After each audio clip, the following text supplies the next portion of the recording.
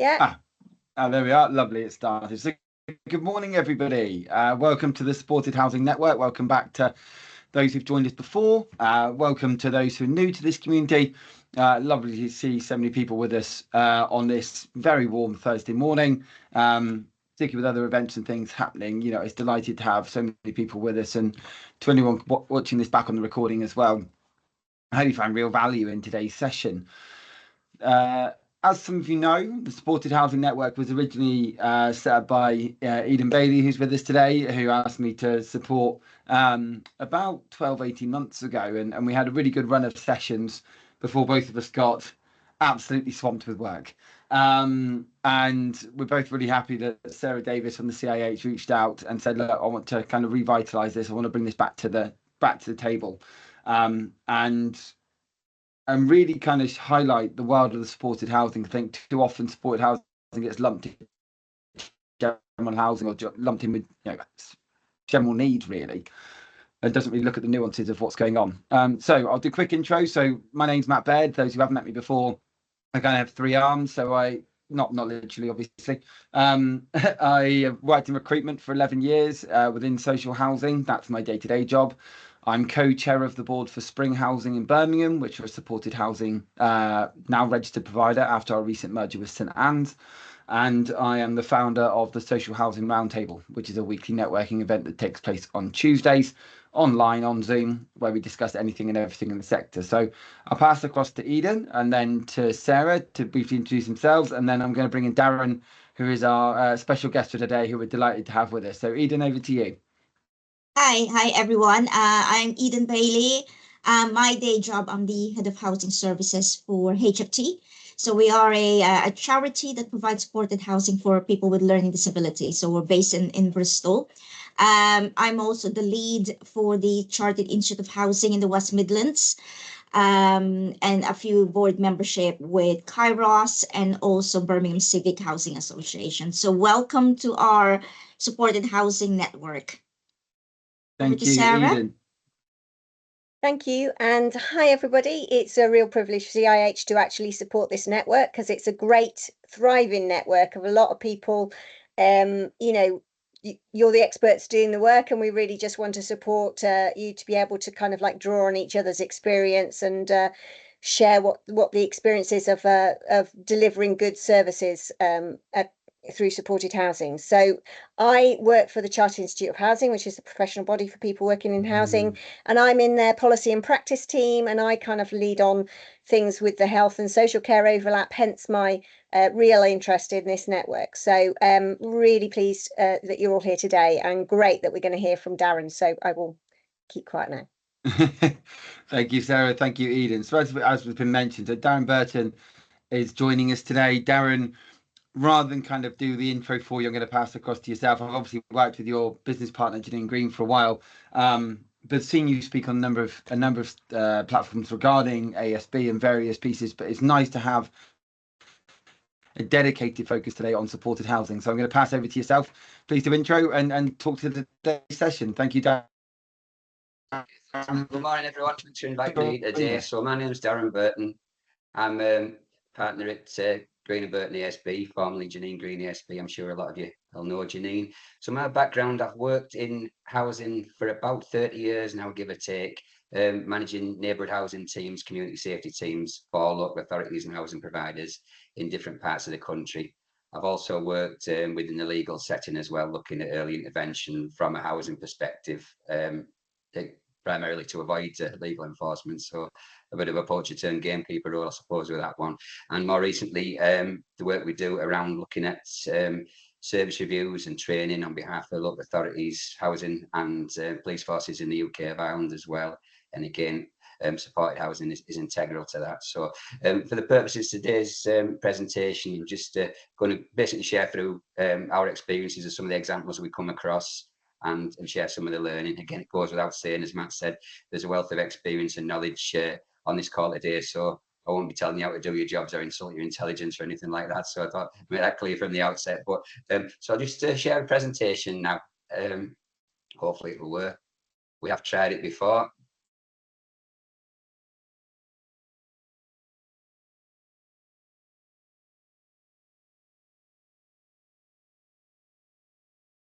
It's always the fun bit. Looks like it's loading. Can everyone see that okay? That's Yeah, great. we've got it Yes, now. yes. We'll get rid of that from the bottom.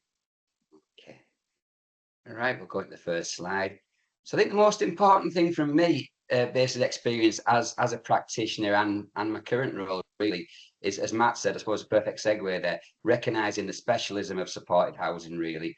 And, you know, do we really make the most of that knowledge, and how embedded is it within the sector, but also within organisations? And I think particularly the larger housing providers as well, where, you know, through best intentions, it can still become a bit of a disconnect. So do organisations look beyond the property or the scheme and manage cases separately? You know, I think some of the issues that I've raised there, you know, are ASB cases recorded separately within that supported setting, or do the wider overarching ASB teams only come involved when a case has hit a particular threshold or there's a risk of enforcement? And I think there's plenty of examples of great practice, but we do come across a lot of inconsistencies there through recording ASB data. Some specific dedicated ASB teams may have a bespoke database that supported housing colleagues don't have access to. We also come across a lot of examples in terms of support plans, where support plans which are recorded within the supported setting are separate from the ASB case, and there's sometimes, you know, a gap in terms of information. I think it's important to get that right in terms of the action plans and what needs to be done in terms of sustaining a tenancy and keeping someone in their home who has support needs, vulnerabilities, or mental health issues. And also, you know, the day-to-day living support plan as well, where there's plenty of personal information that the ASB team don't need to know. And I think sometimes there's a conflict there in terms of what's shared and what doesn't need to be shared. So really, information shared for that particular focus of why you need it. And on there as well, in terms of managing agents, is a big one for me. I don't know how colleagues find that on the call today, really. You've almost got an extra tier of management there as well. And does that supporting agent have the local knowledge, or are they almost sort of parachuted in through a larger national organisation who only turn up occasionally? Or, you know, we have had examples fairly recently where a managing agent has been dealing with an ASB case and brought their own legal advisors in.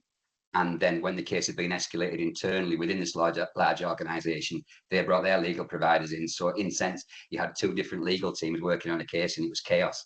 But those examples do happen. So it's really having those regular visits. And I think one thing that's noticeable to me as well, and I think through the dedication of supported housing staff, particularly in sheltered schemes, there's almost a pride and a conflict of escalating that case outside into the wider team, because they've got that knowledge, they've got the relationships with the residents who were in that particular setting. And if it goes outside, they sometimes see that as a failure, and they shouldn't. And I come across quite a lot of examples like that. So really, if it does need involvement from the specialist team or enforcement team, I'd rather not looking at an enforcement setting at that stage, but escalating where appropriate to make sure that all the knowledge, all the resources, all the different agencies are aware of this particular individual or a family, and making sure that they can get the best outcome possible, really. And I think that's really, really critical. The last point I put on there as well is expectations, particularly where there's a perpetrator who has support needs, because the very fact that someone is in supported accommodation means that there's additional needs there that need addressing. So if there is at the end of the line a possibility that someone could lose their home, then, you know, you've got a situation that you don't even want to think about. Where does that person go? You know, are they going to fall through the cracks in terms of private rented sector, or ultimately perhaps finish up homeless as well? So again, there's that cycle there that, you know, that needs breaking in terms of that situation. So, you know, is everything done possible, and are supported housing practitioners supported by their wider team and their wider organisation? I think that's something that's really important there. Also, you know, in terms of specialist ASB teams, there's sometimes, due to workloads and capacity, you know, or that's a supported issue, we'll kind of leave it with colleagues over there as well. And there's a missed opportunity there, I think, with the wealth of knowledge within the supported sector to complement the work of ASB and general needs housing management teams, particularly if you've got someone in general needs with vulnerabilities who ideally needs a supported setting. Then how can that knowledge be shared to prepare that person for that journey into supported accommodation when property is available that's suitable for them. So I think that's a real challenge as well. And we do notice that those gaps that I think are obvious when you look on from the outside, such as my role now, but admittedly, going back years, I probably can resonate with situations where managing an ASB team, which would have been involved more with supported housing colleagues and offer them more support. So I think there is some missed opportunities there. I don't know how people on the call feel today, and I'm sure we'll have a discussion later on about that. So it's for me all about risk factors really, and identifying those. The fact that someone, as I said, is in a supported accommodation means there is a risk, but how do we follow that up and how do we refer it, particularly where the safeguarding concerns? There's always this issue, I think, in social housing where there's the importance of escalating in terms of vulnerability. So we push vulnerability up, but social care and mental health teams often push it down again if they don't feel it reaches their safeguarding threshold. So you've almost got that impasse. And if it doesn't meet a safeguarding threshold from adult social care, for example, or a mental health team, then what are the options available for that person, both in terms of victims of ASB and perpetrators as well. And there's a definite gap there.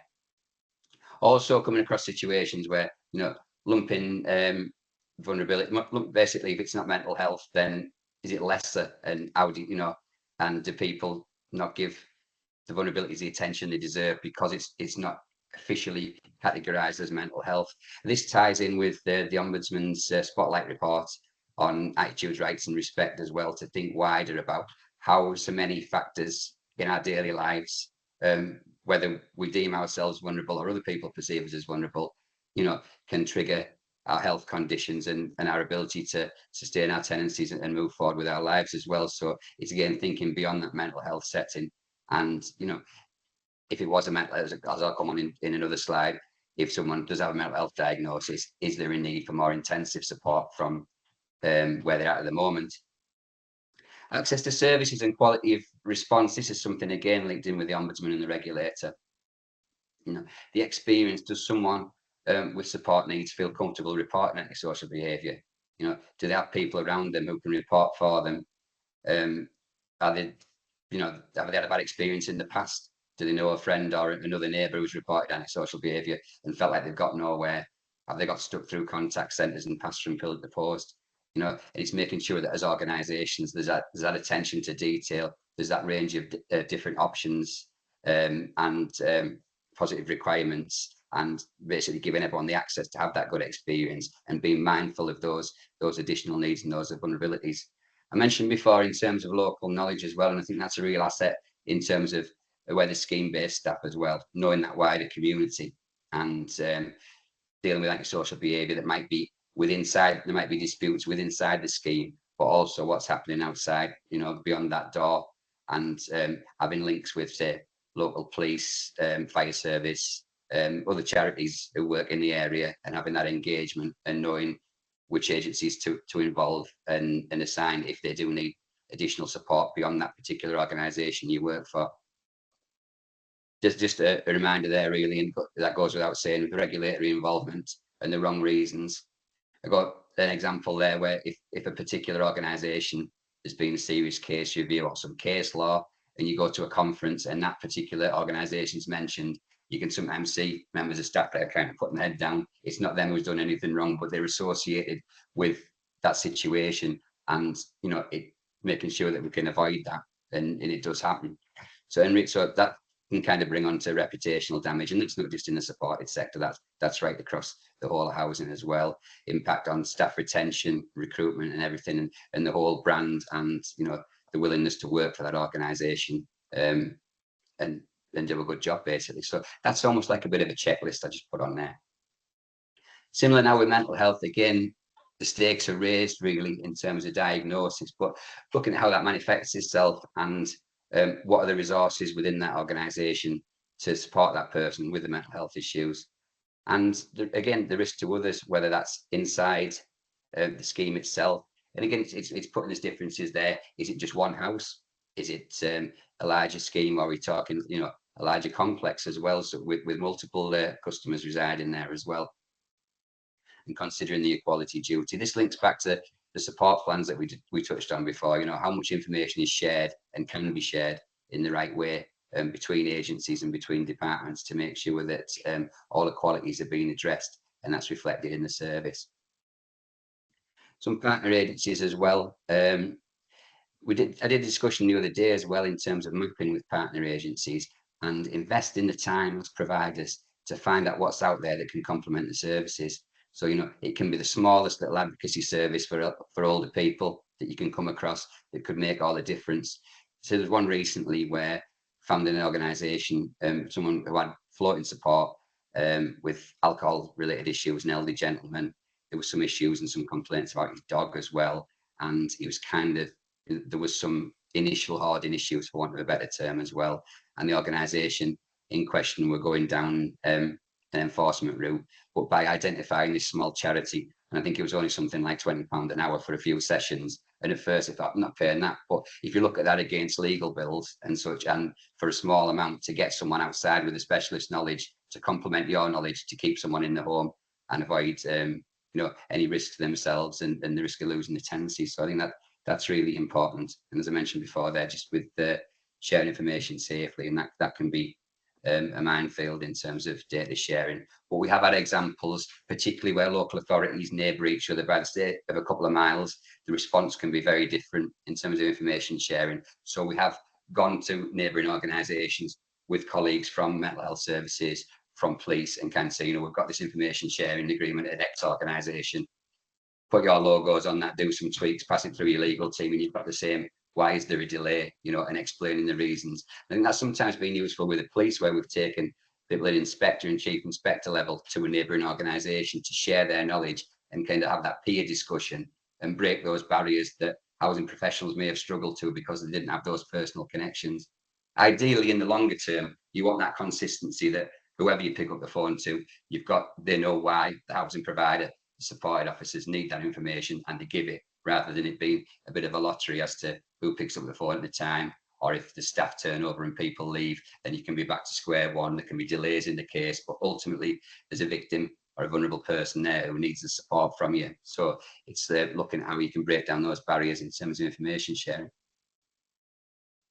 Just a quick slide there again, as I mentioned before, some of the issues.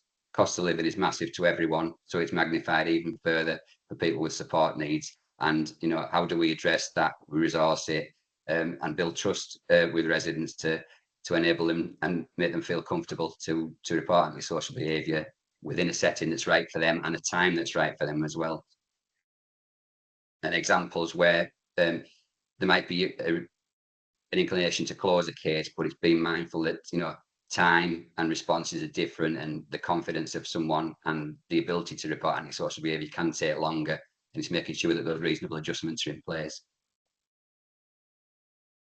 But again, from the start, understanding the awareness of need, that is other agencies and people outside of a supported setting understanding the need and making sure that that information is shared, and then accessing that wealth of knowledge as well.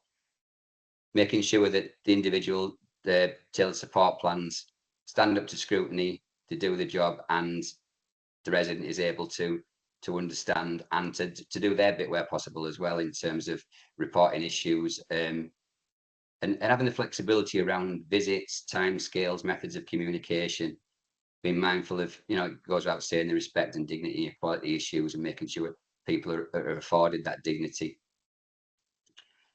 Examples I touched on earlier before, where sometimes people can, and I've seen it myself, where in general needs or an overarching ASB team can kind of, you know, we don't really know how to address these issues.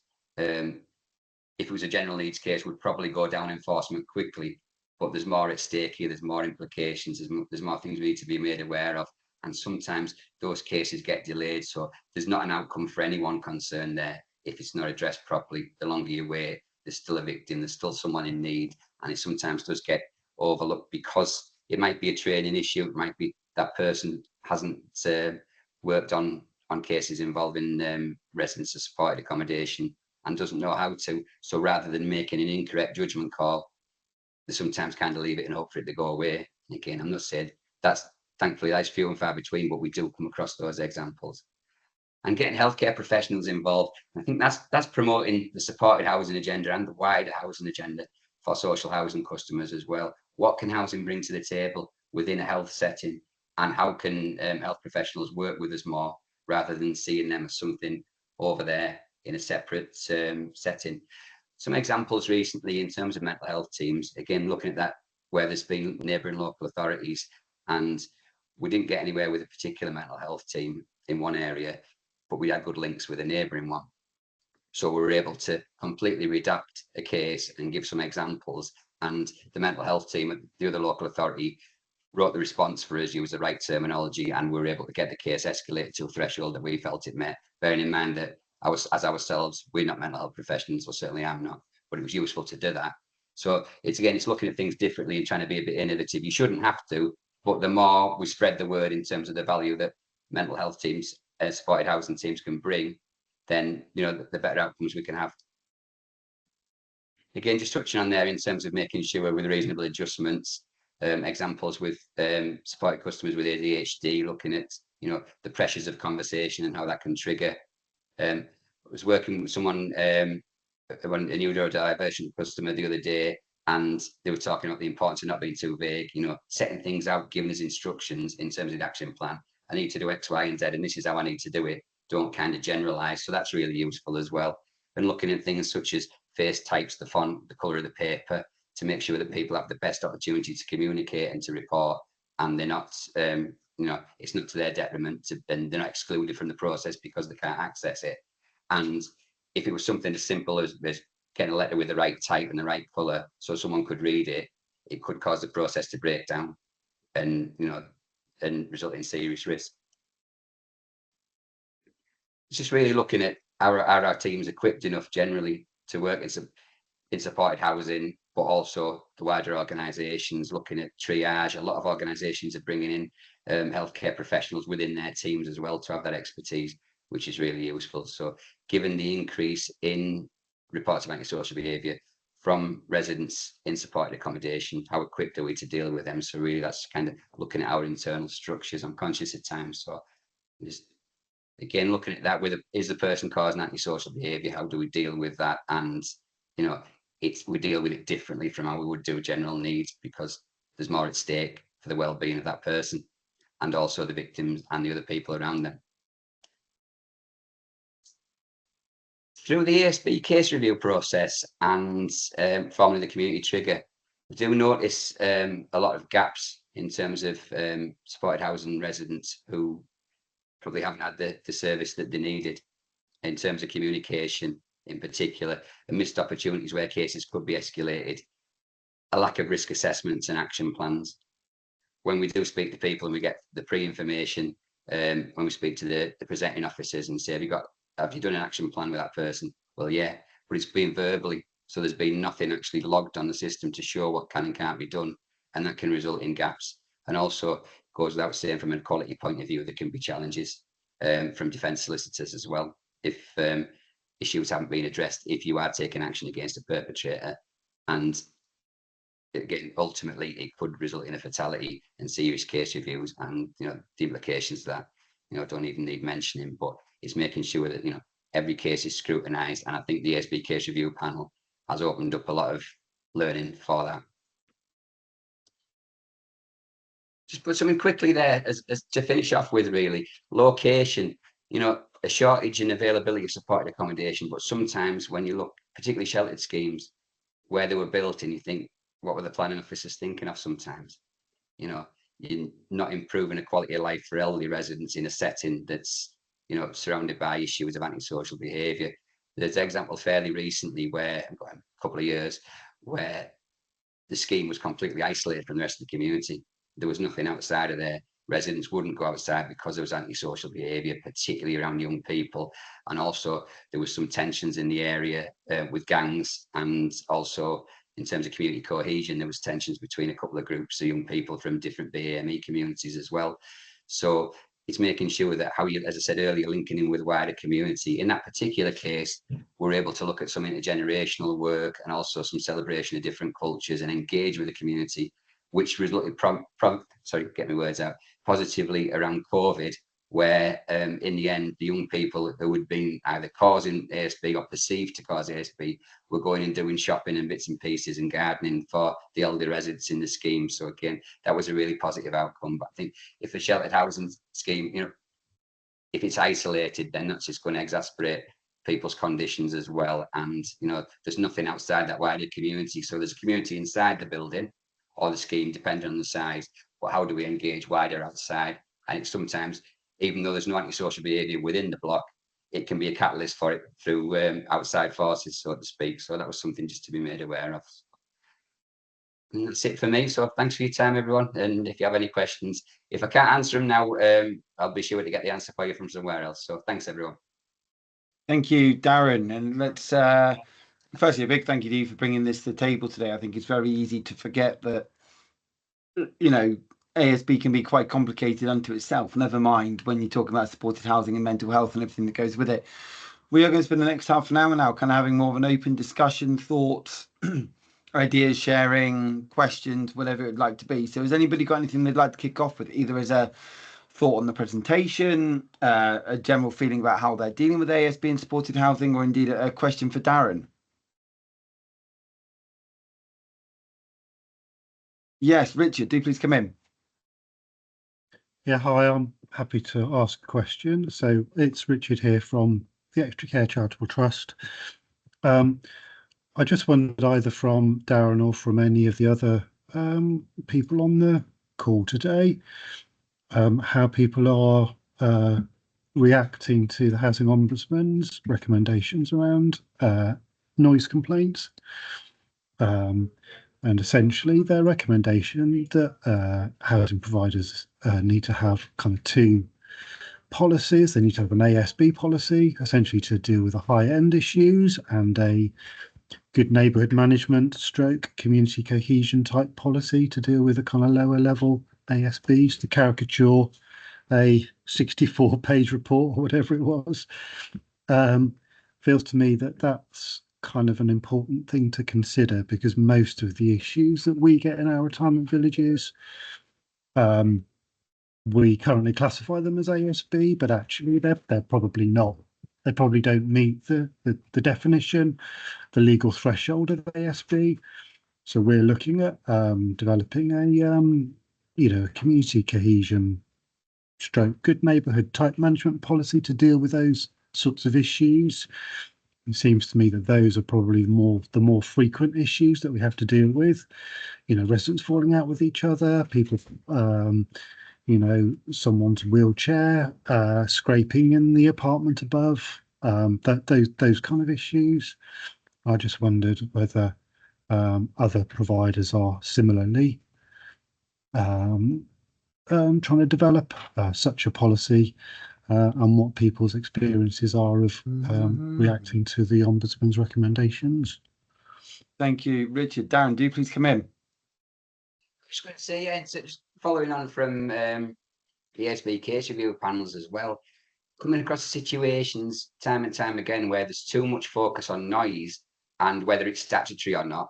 And a lot of the vulnerability and the risk issues are sometimes playing secondary to that. So cases are sometimes being closed as a result of something's not statutory or not. You know, noise monitoring equipment might have gone in and it doesn't, necessarily pick up, but there's clearly wider issues both for victim and perpetrator. And I think it's looking beyond that, and it's not as simple. Noise is a big factor, but it's through the Ombudsman report as well. It's almost a gateway to that, to the bigger issues and making sure they're addressed. So we're kind of unpicking those cases that have been closed early because they didn't meet the statutory threshold. Environmental health is satisfied that it didn't.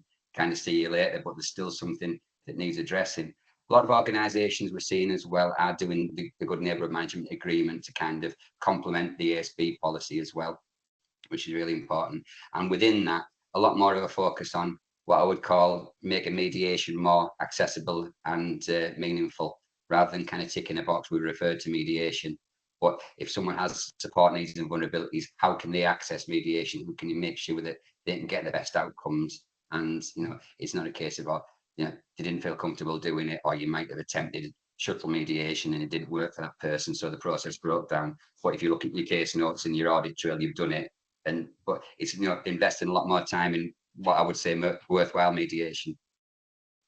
Do you feel, Darren or Richard, that one of the biggest problems then is that definition of ASB and whether it is, and if it isn't ASB, who has to deal with it and how does it get resolved? Because this has always been, I've heard before, like, oh, if it's mental health, refer it, or if it's this, refer it. But these agencies to refer to aren't always accessible either. And so, what are we doing in those cases? Richard, I'll bring you back in on that one, then I'll jump to Darren.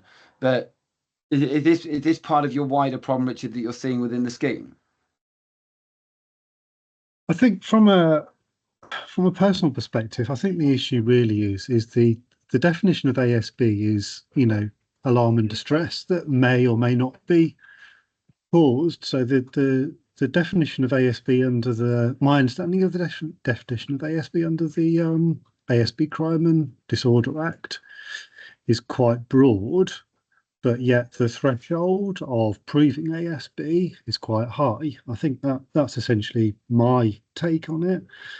So as a provider, we kind of struggle really to I think we struggle basically to whether to classify something as ASB or not. Yes.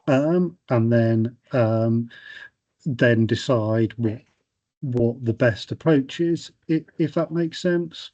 I mean, we do try and seek to resolve issues through mediation. We do spend time with residents because a lot of our residents are vulnerable. We do spend time with residents kind of trying to get to the root of what the issues are. So I'm confident that we're generally doing the right thing. But it just feels like, I struggle to decide essentially whether we're treating something as ASB or not, if that makes sense. I can't quite work out what the cutoff is, if you see what I mean. 100%. I think this is, Darren, I know you and I have spoken before about this as well. This seems to be one of the biggest issues I think the sector is facing, is trying to really define, is that ASB or not? And if it's not, well, then how we're going to resolve it and how should we resolve it? Again, it's keep pressing and persisting. In terms of looking at residents groups, particularly within supported schemes as well, we've done some sessions over the years with residents and their families, and also bringing on board local elected members as well to look at these definitions and what can and can't be done. Obviously, with an emphasis on being able to do something and identifying that there's an issue. As Richard said there, it might not clearly be defined as antisocial behaviour, but it's causing upset to people and it's preventing them from enjoying their homes and others around them. So, and also if families and advocates or anyone else are brought into that discussion, everyone's on the same page and you've got that consistent message rather than things getting lost in translation and managing expectations. And also, I think that helps particularly where people have brought elected members in, and you'll have all seen situations where you'll get a letter or to move from the MP, even on Commons Note paper, quite standard, this is happening, this is out of order, what are you doing about it? Well, if they understand already, then they're not firing those standard letters off, and they're looking how they can facilitate the process by linking in with mental health teams, with social care within their organisation, because there's an issue in their constituency. So the more we can promote that, and again, for me, it's continuing to bang the drum of the value that housing can bring in terms of that community safety setting, and that can go off on so many strands. Digressing slightly, but even some issues recently with missing young people in communities, and housing was something of an afterthought, when really the knowledge that housing professionals have within that setting in terms of housing multiple generations of residents, and they know where people live, they know the social networks, and not losing value. And I think the same applies in a supported setting as well, to really push the importance and the value that practitioners can bring. Richard, back to you. Yeah, no, I take the point. I mean, just as a general point, really. I mean, we had, I think, 16 cases of ASB in the last financial year, and yet, so relatively low levels of ASB that were recorded and dealt with. And of those 16 cases, they were all resolved as they should have been. Yet our TSM resident satisfaction measure on how well extra care, or how satisfied people are with how extra care deal with ASB, is 54% or something. So there's a real mismatch, I think, between resident perception of what ASB, of what they perceive as being ASB, and extra care's, ability and capability to resolve those issues quickly, and what the reality is. And I just wonder, but I think, I'm sensing that that's probably a sector-wide issue. But in the supported housing context, I just wonder, what people's experiences are really of that disparity. Are people in supported housing kind of more sensitive to ASB, potential ASB issues? Do they? I don't know. I just wondered what people's experience of that might be. Darren, while I'm waiting for someone else to also dive in, please feel free to jump in. I'd love to hear from obviously everybody here today, but Darren, over to you. Sorry, just quickly, I was saying communication is still a massive factor right across the sector. So I know there was the English Housing Survey where it reflected that I think 88% of organisations interviewed felt that communication wasn't as good as it should be. So if you take that in context and then look at the need for reasonable adjustments for people in supported housing, the quality of communication across the board, and again, caveat on there, there's lots of brilliant examples, but communication in terms of what can and can't be done. And we've had examples through review panels as well, where you've had the pre-information and things have jumped off the page to you. They haven't done this, they haven't done that. And then when you speak to the people in question, they've done everything, or the majority of things they should have done, but that's not communicated to the victim or to their support workers and their families. So there's, that's where, and sometimes the incidents themselves can become secondary. Thank you very much. I mean, from my side, look, if anybody else would like to raise any questions in the chat or like to come in, please do. Sarah, fantastic. I was going to raise a point, but you've raised your hand. Would love to hear from you. Thanks very much. I was really interested. One of the kind of like bugbears that you do always hear is about actually in terms of local partnerships, getting statutory agencies involved. And I was really interested by your example that for one local authority, you'd use the expertise of the mental health team in the other authority to help actually craft the kind of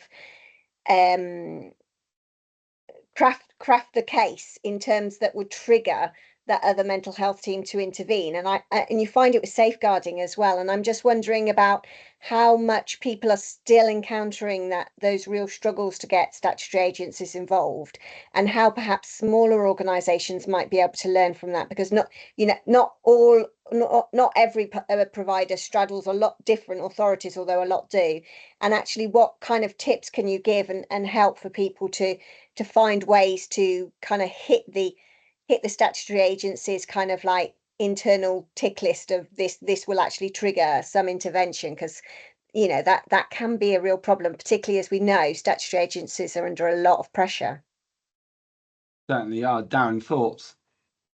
Yeah, go at the top, really. I think sometimes things filter down and they shouldn't do, but if you are presenting an issue that could result in a fatality, again, we mentioned about reputational damage and risk and such, and present that. Also, as well, in terms of working with legal teams, whichever legal services providers you use, or internal ones for local authorities as well, not necessarily just looking at your traditional housing roles as well, looking at equality specialists and such, and putting a different dimension on that. So you've got the housing issue, but you've also got, to make it, and I think sometimes as an organisation, if you're going sort of fully loaded on the front foot with all these different welfare specialisms to an organisation, i.e. a local authority or a mental health team, to kind of say, we need this, we need further action here, something needs to be done, and we're pushing this. And also in terms of looking at professionals meetings and those, rather than waiting for social care or mental health teams to call them, because a lot of the time they don't attend through resources and such, or sometimes don't even produce notes or a summary of their involvement. So using your legal teams or whatever to call those meetings and to chair them, they're minuted, and if those organisations don't engage, there's still an issue, and it's recognition of those who have come on board, and the ones who haven't, if there's any again, don't like saying finger pointing, but it won't be you. It won't be as you as housing professionals because you've done everything and you've complied and you've strived to look at things differently. So it's making sure it's really, magnifying that risk and saying, we're committed to do something about it within our remit, but we want to do it with partners as well. Thank you, Darren. Sarah, does that kind of answer your thoughts? Does that provide the insight you're after? Yeah, absolutely. And I mean, I think it is a struggle, isn't it? It's often an area that we get feedback saying it's very difficult to do. So it's always great to learn from others about, either have they used particular forms or language that actually has managed to kind of like kickstart the response. So it is. And I agree, things have to escalate. The more kind of gatekeeping level, you have to find where you can kind of hop over the gate, sort of thing, almost on things and escalate the problems. But it's not a blame game with statutory partners because they're under a lot of pressure. But nevertheless, for it can be a real problem and frustration, I think, for a lot of supported housing providers, particularly if they're small and they're limited in their own capacity. So yeah, thanks, Darren. Some good thoughts there with that. Just think quickly there, Sarah, as well. I think it's sometimes that doctor's receptionist situation as well, and I think it's having the confidence to constructively challenge, because sometimes a housing officer, for example, supported housing officer, I'm just generalising, may ring up and they say about they want to refer a case and describe it, doesn't meet the threshold, see you later. Now, if that particular officer may be new to the sector or whatever, is unable to sort of push forward with that, then you've got this impasse, and that does happen time and time again. So that's why I mentioned about the escalation and having that audit trail. I think it's really interesting in terms of whether or not there's so much pressure, and it's come up both in supported housing and general housing now. Like I said, I'm co-chair of the board for Spring. It's conversations we've had before, which is actually the expectation and the requirements of knowledge we now have for supported housing officers, support workers, for anyone in that field is becoming really vast, particularly for roles which often aren't paid anywhere near what we'd love to be paying them or which they deserve because of funding and other things in the sector at the moment. One of the points you raised in your presentation was whether or not we're equipped to deal with mental health and vulnerability and everything else. Where does that ownership need to lie? Sarah's just mentioned there in a small supported housing business, with the way that social care has been underfunded, NHS has been underfunded, statutory powers aren't where they need to be.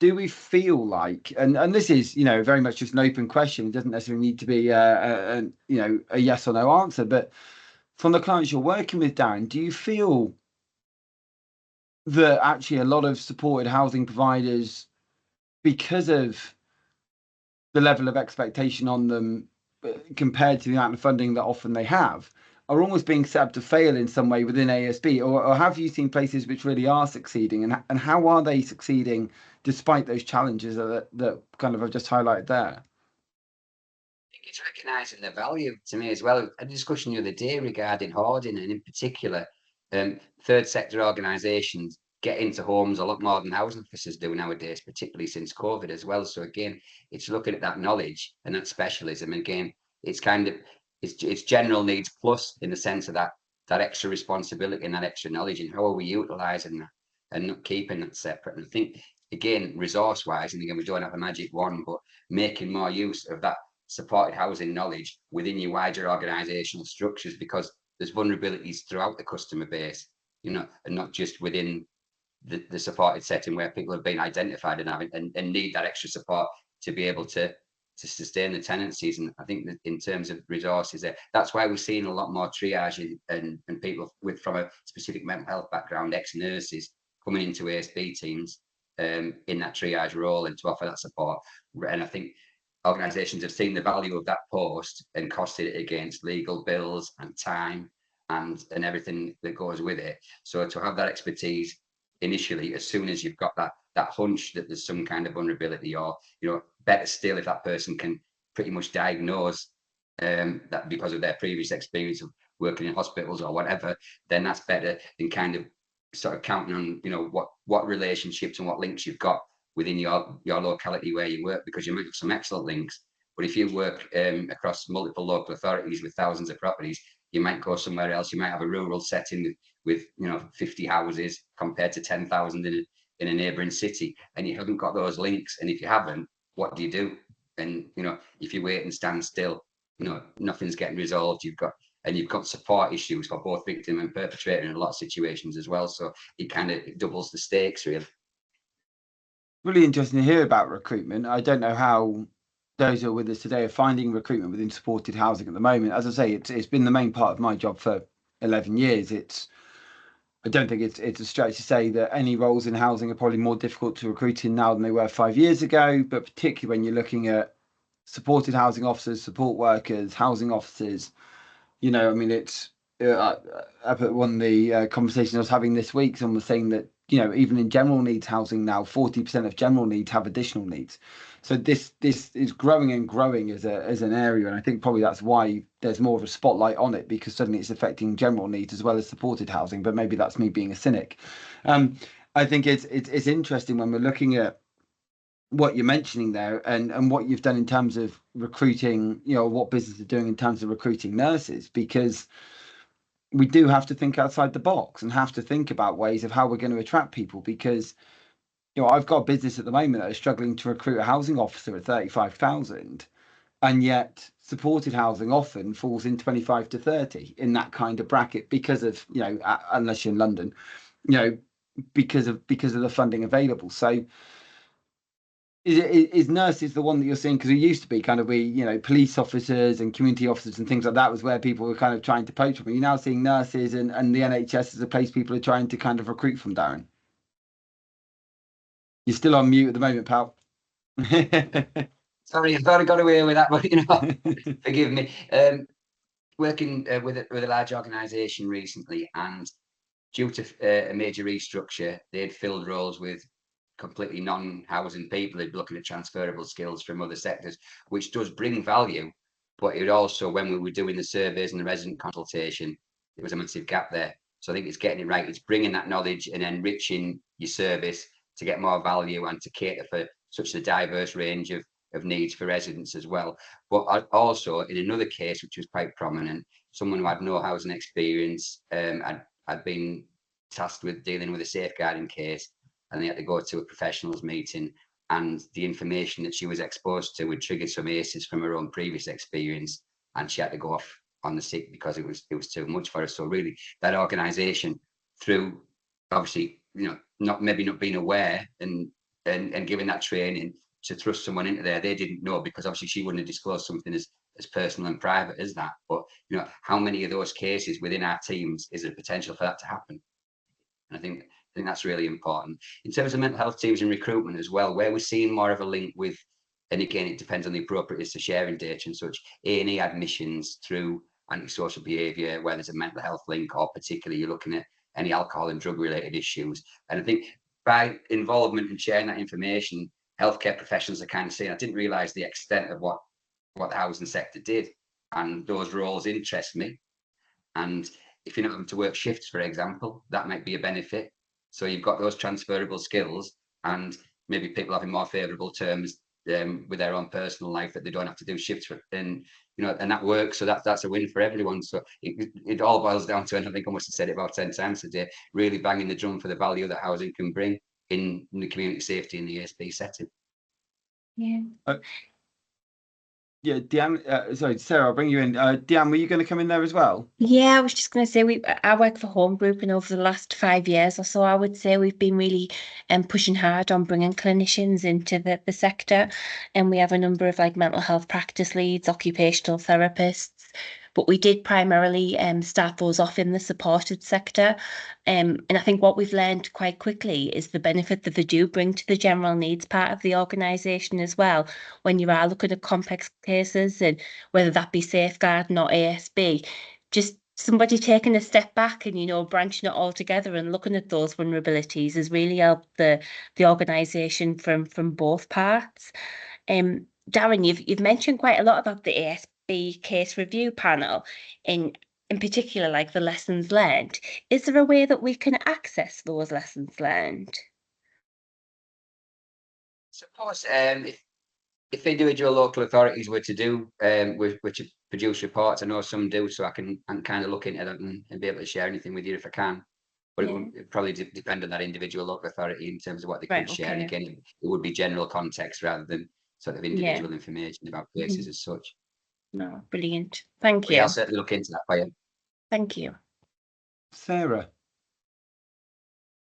Thanks. I was just thinking of your kind of issue around recruitment and retention in supported housing, whether they're finding particular issues or particular skills that actually you're increasingly finding you need in your workers. So I'm just wondering whether, I suppose this is a question for the whole group, is, you know, are you looking now specifically at particular skills? Are you going down the clinicians route like Home Group has and that Darren was talking about? And the other thing, I guess, was, do you feel that the kind of professionalism agenda within housing might actually help get the housing presence around the table? Because I know, talking to people in the past, perhaps understandably, clinicians are really reluctant to let go and trust other people's skills, even though they're actually really valuable as addition to clinician skills. So I suppose there's a couple of things. There's one for the group in terms of, are there particular skills that you find you really need to take on board, and how are you finding them? And the other thing is, do we feel that the professionalism agenda within housing might actually help us get those other professionals around the table and listening to us? What I found from, I guess, just on those 2 points before, and I'd love to hear from others in the group, because I think Deanne's point really kind of ties into it as well. So recently I've done a social housing roundtable series with Walsall Housing Group. And Sarah, I know you've been a part of that as well. And we've been discussing health and housing and partnership working, and how actually in the Midlands, they've really kind of decided to just leave egos at the door on a lot of different projects and go, right, how do we actually really collaboratively work to make this better? And some of the work going on is incredible when you really know who to speak to, because the other side is going, well, yeah, we deal with that, but actually you need to speak to them about that, because that isn't. And suddenly you're finding this network has grown, so that if somebody was to move on from somewhere, well, there's still someone else that can help you within that trust, within that housing provider, within whatever it might be. So that was one side. The other side, and this is something I'm seeing lots right across the sector at the moment, is that, and I don't know whether it's a generational thing, I don't know whether it's a mindset shift, a lot of managers at the moment and senior managers are more open than they've ever been to not having housing experience being vital on a job description. When you get towards heads of and directors who I'm speaking to, there's still sometimes, and people who've been in the sector longer, there's still often a thing of, well, no, but housing experience is vital if they're going to do the role. And it's really interesting to kind of see how that mindset is changing with, I don't like the term younger people, with people who may be newer to the sector, or people who are looking at the sector in a different way and saying, well, actually, the housing stuff you can learn. What we need are values and behaviours, and what other skills, as Darren's mentioned, as Sarah's mentioned, what other skills can you bring? And I think the professionalisation agenda is either going to be, well, as and when it comes and what it looks like will be interesting. But what I'm hoping it will do is bring the conversation of housing to colleges. Like, even if that's all it manages to achieve, you know, and I do wish it had kind of gone the other way, and actually it was more entry level, was seen as something which was more mandatory as a, you know, same way it is with nursing, same way it is with health and social care, because it would have got it into colleges and young people or people looking for a career change to talk about housing and how it would have looked.